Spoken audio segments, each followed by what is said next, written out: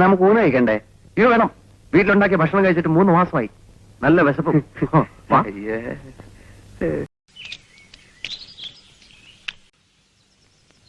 സുഭദ്രേ, ഇന്ന് ഞാനൊരു സത്യം മനസ്സിലാക്കി.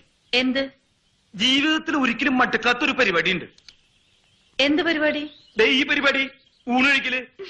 ഇപ്പൊ ഞാൻ എത്ര പേർത്തില്ലേ, എനിക്കൊരു ബോറടിയില്ല.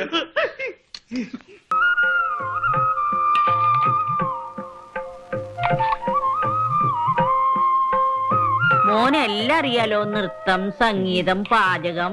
പാചകം അതുകൊണ്ടൊന്നുമല്ല മുത്തശ്ശി, ഇത്രയും നല്ല രുചിയുള്ള ഭക്ഷണം ഞാൻ എന്റെ ജീവിതത്തില് ഇതുവരെ കഴിച്ചിട്ടില്ല. ഹോ, എന്തൊരു സ്വാദ്! മുത്തശ്ശി പാചകത്തിലൊരു വിദഗ്ധയാണെന്ന് എനിക്ക് അറിയാമായിരുന്നു, പക്ഷെ ഇത്രയും ഞാൻ പ്രതീക്ഷിച്ചില്ല. അതെ, കറികൾക്കൊക്കെ തേങ്ങ ചിരകിയത് ഞാനാ. ആ, തേങ്ങ നല്ലപോലെ ചിരകിയതുണ്ടാവണം, കൂട്ടൊക്കെ നല്ലപോലെ അറിഞ്ഞിട്ടുണ്ട്. നമ്മുടെ പാടത്ത് വളഞ്ഞ പുന്നല്ലേ രീതി ചോറ ഇത്. ആ, ലേശം കൂടി വിളമ്പട്ടെ. മതി മതി. വേഗം കഴിക്കു ചേട്ടാ, ഇപ്പൊ തിരിച്ചാലേ വൈകിട്ട് വീട്ടിലെത്തൂ. നാളെ ഓഫീസിൽ പോകണ്ടല്ലേ? ഇപ്പൊ പോവേ, നല്ല കഥയായി.